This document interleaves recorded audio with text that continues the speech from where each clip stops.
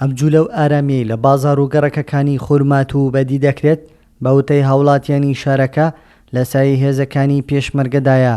ئەوان وەک خۆیان دەڵێن ماوەی 2 ساڵە ژیانێکی ئارام بەسەر دەبەن. تای هێزەکانی پێشمەرگەوەسە لە ڕەوشێکی زۆر ئارامین چەند جارێش داعشە دەسەرشەکان و جمیان کردە سەر هێزی پێشمەرگە، بەڵام پێشمەرگەکانمان زۆر بە ئازایگە جێبیانیان داوەتەوە پێشمەرگەکان داعشیان شکانە. سا ڕەوشی ئەمنی زۆر باش و هەیە منە لەموش لە سایەزی پێشمەرگەوەکە بە ڕۆژن و چاوان لە هەموو نەتەوەکانی شاری دووس خورماتوە. ئێمەش وەکو هاوڵاتیانی خورمات و دەستخۆشی لە هێزەکانی پێشمەرگە دەکەین.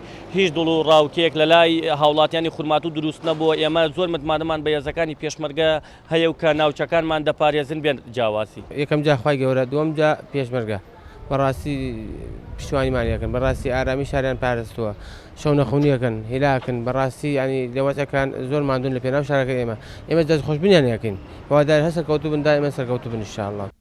هێزەکانی پێشمەرگە بەدایان کیلۆمەتر بە دووری خورمات و سەنگەریان لێداوە و دوکاندارانی بازاڕەکانی خورماتوش ستایشی ڕۆڵی هێزەکانی پێشمەرگە و ئاسایش دەکەن لە پای ئەو ئارامیەی کە بۆیان دابین کردوون.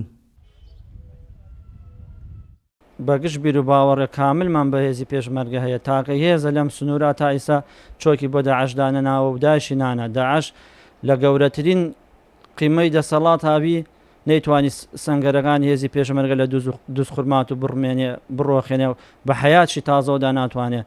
ئێمە وەک دوکاندار لە ئەمن و ئاشایستێکی تەواویان شەوانە تا سعاتێکی شەو دوکانمان هەیە. زۆر سوپاسی هێزی پێشمەرگاکەین. گومان هێزەکانی پێشمەرگە ئەوەرکان لە ستۆ کردووە بەتاکی لەوەتیوان هەن ئارامی سەقانگی لە ناو شارەکەدا هەیە، بە تایبەتی لە دەروی شارەوە لە ناو شاریش بێگومان هێزەکانی ئاسایش ڕۆڵێکی گەوران هەیە لە پاراستنی ئەمن و ئاسایشی هاوڵات. و هێزەکانی پێشمەرگە وەک باستم کرد کە سنوورەکانی پاسەوە بێگومان جومجۆڵی بازاری زیادی کردووە، ئەوش بۆ سەقانگیریە دەگەڕێتەوە کە لە ناوی شار و لە دەروی شاریش بێگومان بەدی دەکرێت. لە ماوەی مانگێکدا چەند جارێک داعش پەلاماری سەنگەرەکانی پێشمەرگەی داوە لە ناوچەی زەرگا، بەڵام لەلایەن هێزەکانی پێشمەرگەوە پەرپەش درانەتەوە بەتوندی.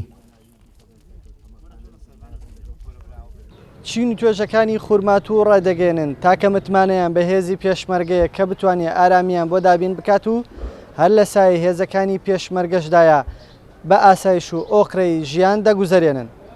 کاروان حەبیب، کورتسات نیوز، خورمات و